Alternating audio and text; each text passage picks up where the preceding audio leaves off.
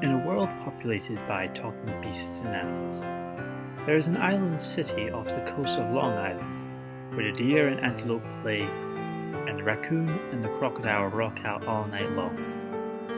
While this city may seem like any other in the country, there are some citizens that make life strange and interesting, even for an anthropomorphic animal society. Two such citizens can be found frequenting the God's Bar, sitting in a booth that is too large for the kingfisher and too small for the black bear. The black bear could be identified by the quiff on top of his head, and the kingfisher could be identified by the neatly combed blue feathers.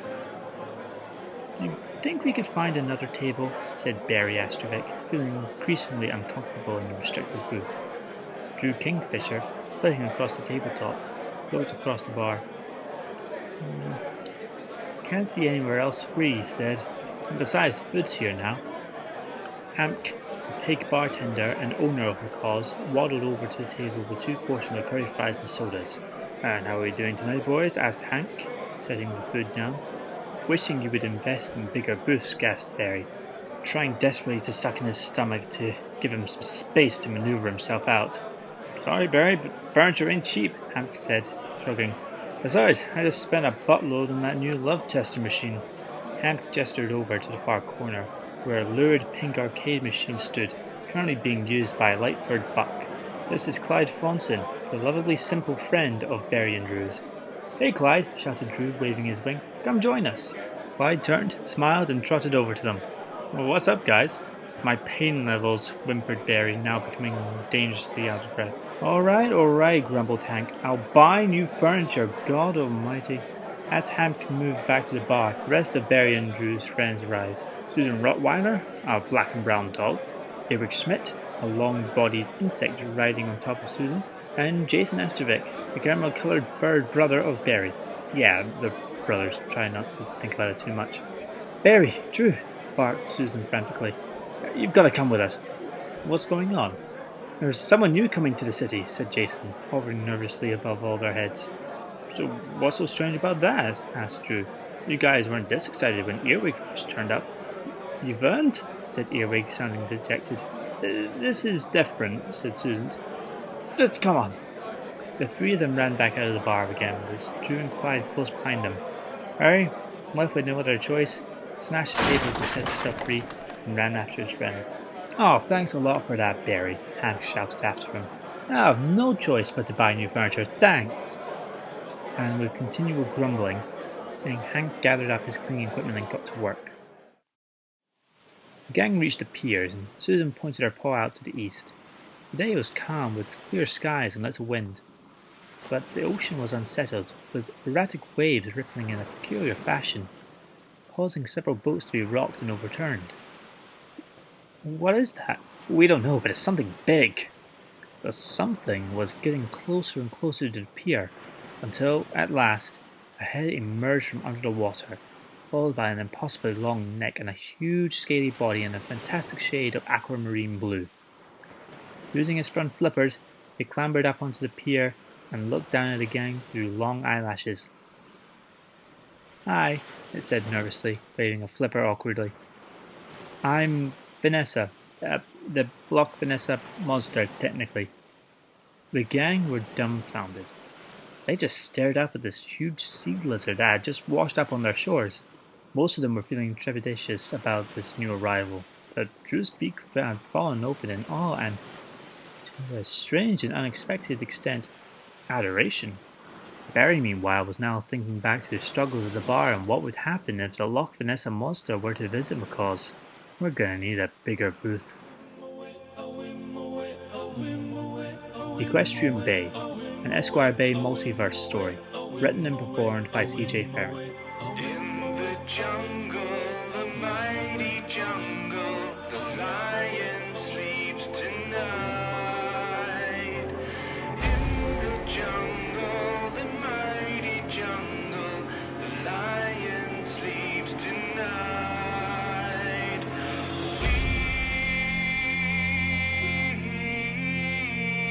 We oh mama way.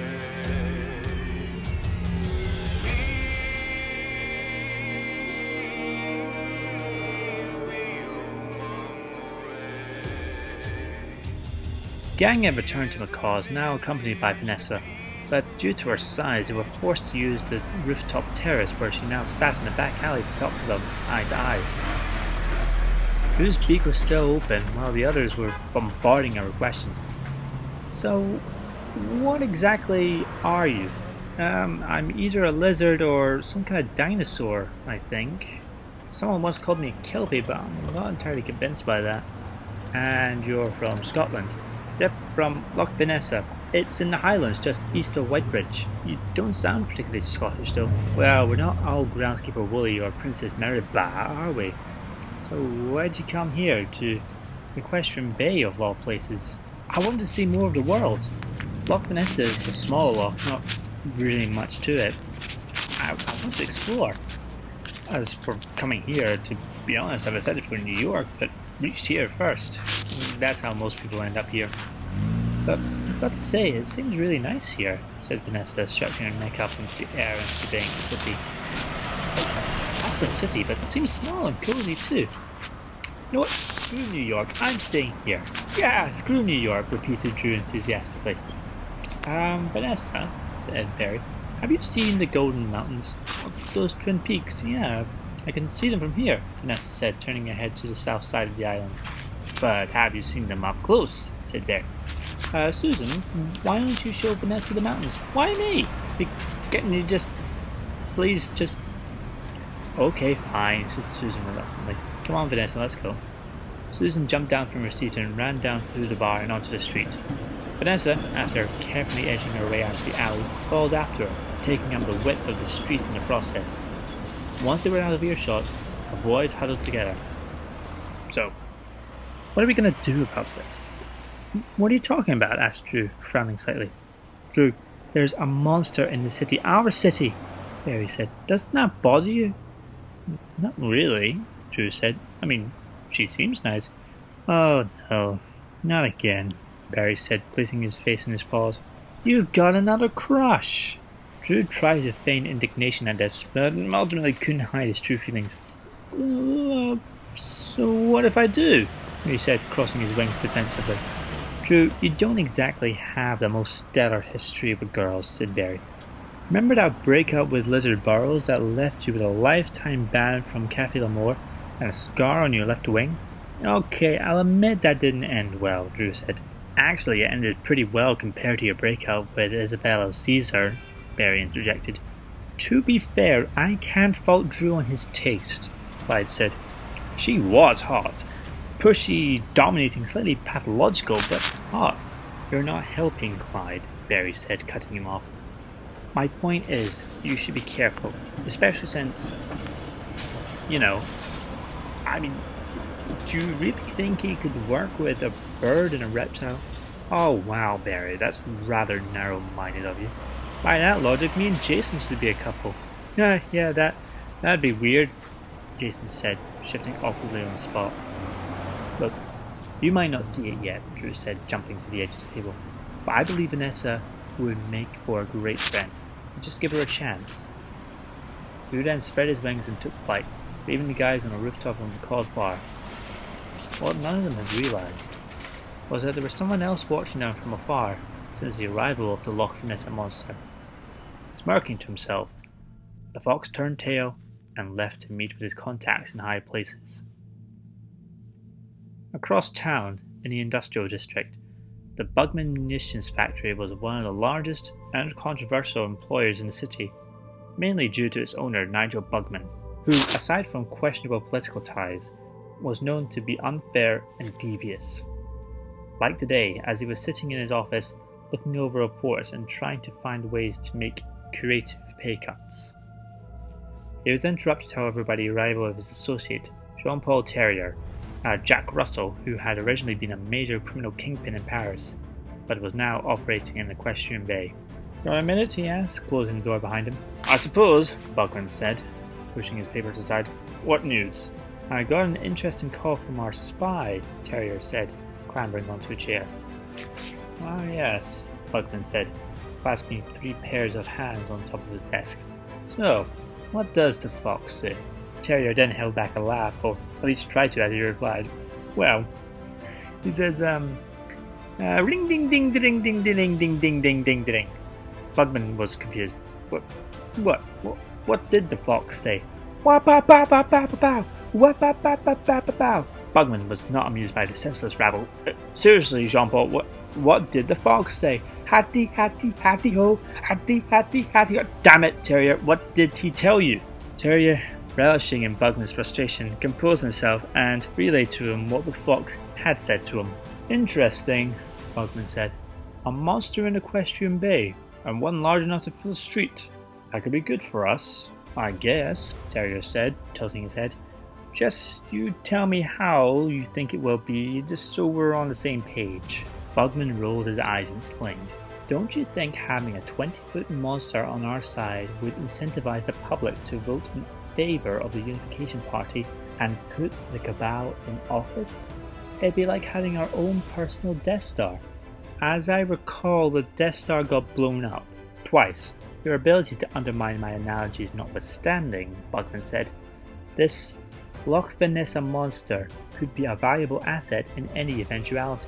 I could call to our friend at the school. If what the fox said was true, the monster will likely enroll at Prometheus High any day now. Sure, if you say so, Terrier shrugged. I personally would never volunteer myself to school. Yes, we all hated high school, said Bugman. Now if you don't mind, I have other business to attend to. Terrier jumped down from his chair and bounded out of the office. Prometheus High was built with considerations to creatures as small as a mouse and as large as an elephant. Unfortunately, it did not take into account anything as large as Vanessa, which became evident when she arrived the next morning for class. The other students looked at Vanessa skeptically as she sat at the entrance, contemplating the difficulties of entering the building. Drew and Susan came outside, having gone in ahead to try and explain the situation to the staff, and they were now accompanied by the history teacher, Professor Horse Adoy. What the Tasmanian devil is going on here? Adoy asked, trotting behind Drew and Susan. He then looked up at Vanessa and whinnied in fear. What? Ooh, what? Professor, this is Vanessa, Susan said patiently. The one we were telling you about? You failed to mention how monstrous she was, Adoy stammered, nervously clomping his hooves on the sidewalk. And what are we supposed to do with her? There's no way she'll fit in our classrooms, let alone the front door. I could always stay outside, Vanessa suggested. Observe the class through the windows. That'd be our only option, said Adoy. If we did allow you to attend this school. And why wouldn't you? Said Drew, squaring up to Adoy as best he could considering their respective size difference. Well, I think, you know, said Adoy. Despite having the authority of a high school professor, Adoy was often prone to cave into this kind of confrontation. Fine, I'll talk to the headmaster, but I don't know if you'll be on board with this. Adoy galloped back inside, his tail between his legs, quite literally, leaving Drew, Vanessa, and Susan outside. He doesn't seem all that convinced, Vanessa said glumly. It'll take time, said Susan. Not everyone has gotten to know you yet, but they'll see, like we have, what a good person you are. Thanks, Susan, Vanessa said, smiling in gratitude. Come on, we got science first, Drew said. Room B42. But you won't be able to tell from the outside, so just look for us. Vanessa nodded, and as Drew and Susan walked back into the school, a rather scruffy-looking lion approached, with a cunning glint in his eyes. You're Vanessa, aren't you? Said the lion, slicking back his mane confidently. I'm Lesser Lionzini, but you can call me Brick, 'cause it's cool and tough. Whatever you say, Vanessa said, raising an eyebrow. Take it from someone who knows, Lionzini said. These animals here, they'll never accept someone like you. Someone like us. They'll only see us as monsters. Me with my claws and teeth. You with your... you. Well, that can't be true. I've already got friends. Their kind are the cruelest of all, said Lionzini, shaking his head solemnly. They'll act all friendly to your face, but when your back is turned, they'll show their true feelings. But I know some people who will treat you right. I don't know. Just wait, and you'll see I'm right. Lionzini began walking to the school. He stopped and looked over his shoulder. And when you do, come find me. The morning classes were mostly uneventful, apart from the minor heart attack that Professor Modell seemed to have when he first saw Vanessa poking her head through the window. She quickly proved herself to be one of the most intelligent students in the class, being able to answer questions confidently and correctly. However, Vanessa couldn't help but notice how all the other students kept muttering to each other, with passing glances at her, making it evident that the whispers were about her. By noon, word had spread throughout the whole school about the recent induction of the Loch Vanessa monster, sparking rumours and debates within the entire student body. Even their new friends seemed to be in on these discussions, but Vanessa couldn't tell if they were truly for or against her, given what she was able to overhear of their talks with the others. Vanessa felt so out of place. She thought maybe putting herself out there would naturally help her make friends, but perhaps living so isolated in a small loch had truly made her an outsider, too socially inept. Maybe Lionzini was right. She should find him. Maybe he could help. In the cafeteria, the gang were all eating a rather unappetizing school meal, discussing, much like the rest of the school, Vanessa. But unlike the other students, they had more of an insight of what Vanessa was really like. Honestly, she's so cool, old Drew said. Okay, sure, she can be a bit awkward sometimes, but she's well-meaning. And she's really smart, said Susan, wagging her tail. I mean, you saw her in the science class earlier. And before, when we were talking at the Golden Mountains, she was telling me so much about the history of Equestrian Bay, much more than anything a Dory could teach us. While I will concede that anyone would make a better teacher than a Dory, Barry said. Are you really so sure about Vanessa? Absolutely sure, Susan said. Seriously, just give her a chance, and you guys will see she's just like anyone else. So much like us, actually.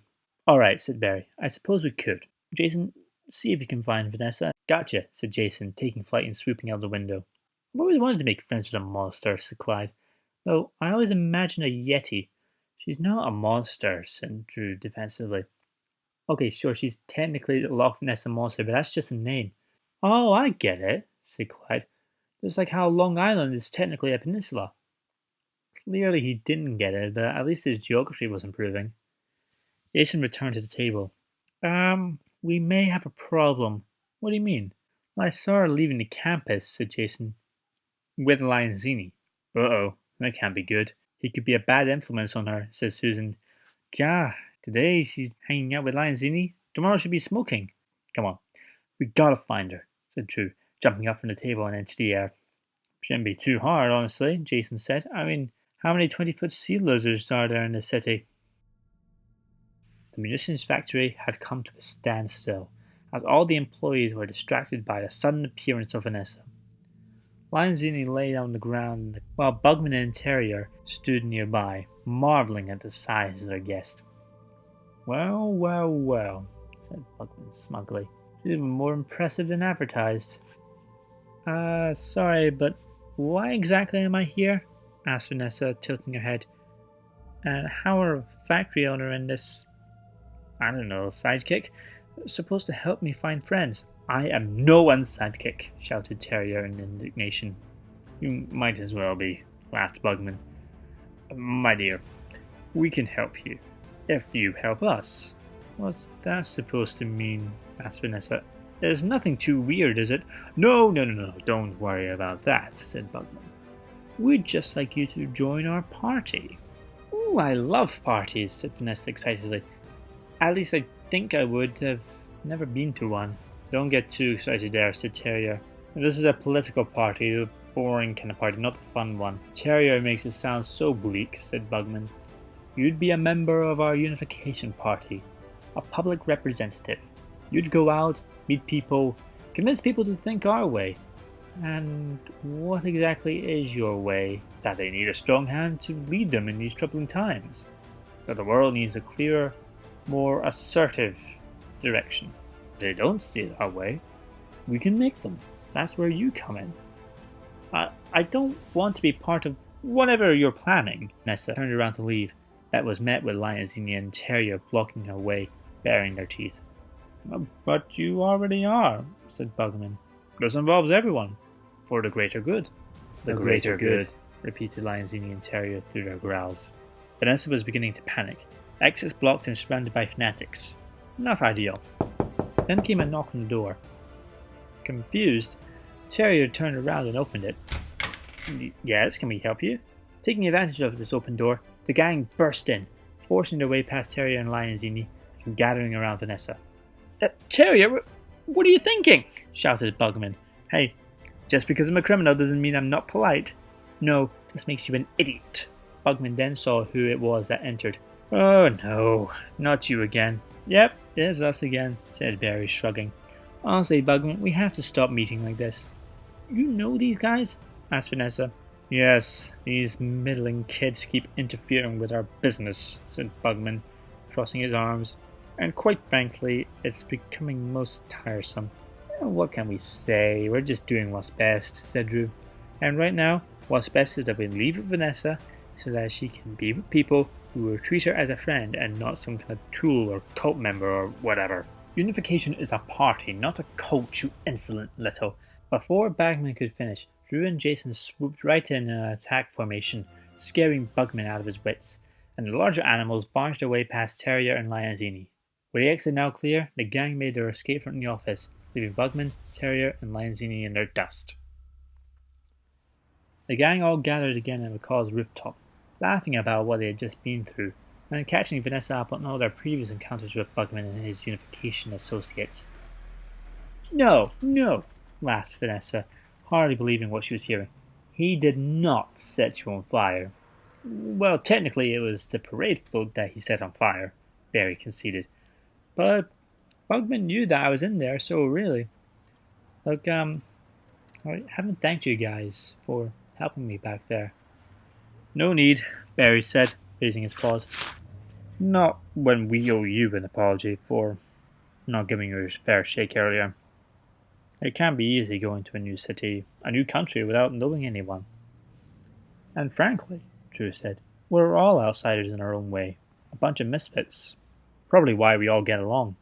Vanessa smiled down at Drew. That's good to hear. Well, I would suggest that we formally invite Vanessa into the gang, said Earwig. Why be so formal? Asked Susan, raising an eyebrow. I don't know. If you were discussing it earlier, thought we'd follow through on it. I accept, said Vanessa, now beaming. So, does this gang have a name? Nah, said Beary. We never felt the need. Well, apart from Clyde, he keeps making suggestions. Like, handsome Clyde Fonson, +5, said Clyde, with unwarranted amount of confidence.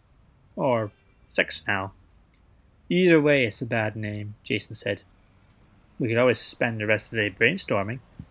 Wait, said Vanessa suddenly. Don't we still have school? Oh. Oops.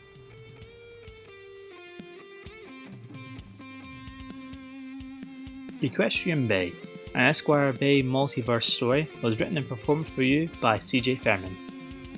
Featuring the characters of Beary Astrovik as a bear, Drew Kingsley as a kingfisher, Vanessa Frost as the Loch Vanessa monster, Jason Astrovik as a jaybird, Susan Roswell as a Rottweiler, Ludwig Schmidt as an earwig, Clyde Johnson as a deer, Professor Horace Adoy as a horse, Hank the bartender as a pig, Nigel Bugman as a black beetle, Jean-Paul Terrier as a Jack Russell Terrier, and Lester Lorenzini, aka Brick, as a lion.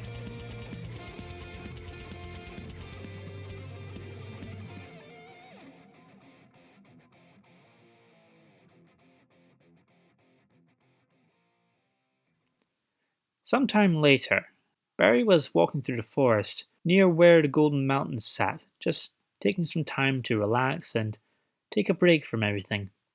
But unfortunately for him, he wouldn't have a chance to, for out of nowhere, a blue whirlpool-looking light appeared in the sky.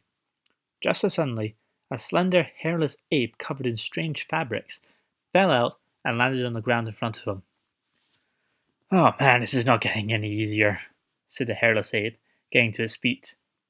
He then noticed Beary in front of him, but instead of panicking, this hairless ape slicked back its quiff that looked strangely similar to Beary's. So, hey, I'm guessing you're Beary Astrovik. Actually, it's Beary. Beary Astrovik. Ah, so you have pun names here. Right, said the hairless ape. Okay, so here's the deal. I am also Beary Astrovik, just from another Earth, another dimension. What? Yeah, it's a lot to take in, said this other Barry. And the thing is, there's a whole bunch of us out there, and we're needing your help in something. You in? Barry was skeptical, but then thought that, if he was being honest, he was incredibly curious about this. Alright, tell me more.